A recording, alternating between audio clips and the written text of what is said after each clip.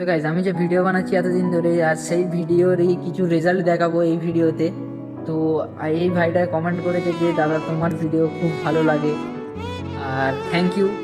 আর এই ভাইটা কমেন্ট করেছে যে আমি ভাবতাম তোমার বাড়ি উলুবেড়ের দিকে, তো না, আমার বাড়ি উলুবেড়ের দিকে নয়, আমার বাড়ি হচ্ছে রানীহাটি মানিকপীর আমার বাড়ি।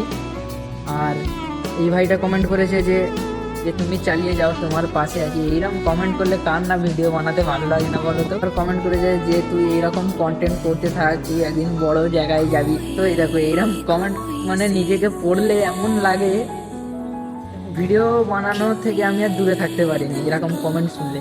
তো থ্যাংক ইউ দাদা এরকম কমেন্ট করার জন্য। যারা কমেন্ট করেছে যে আমি তোমার থেকে বড় তাই তোমাকে ভাই বলছি, আর তোমার ভিডিও আমাকে খুব ভালো লাগে, তুমি এরকম কন্টেন্ট বানাতে থাকো, আমি তোমার পাশে আছি।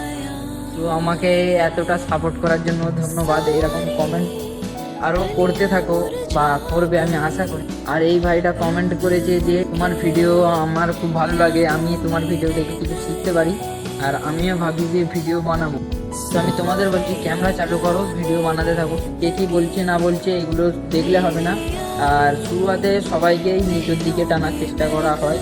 তুমি যখন কিছু হবে বা ভবিষ্যতে এই জিনিসটা থেকে, এই কন্টেন্ট ক্রিয়েশন থেকেই তুমি যদি কোনো একটা জায়গায় চলে যাও, তো তখন তোমাকে যারা এখন বাধা দিচ্ছে তখন আর এই বাধাটা দেবে না, তখন তোমাকেই আবার এরা সাবাসি দেবে। তো তাই বলছি চারিদিকে দেখার কোনো দরকার নেই। তুমি যদি ভিডিও বানাতে চাও ভিডিও বানাও, কোনো অসুবিধা নেই।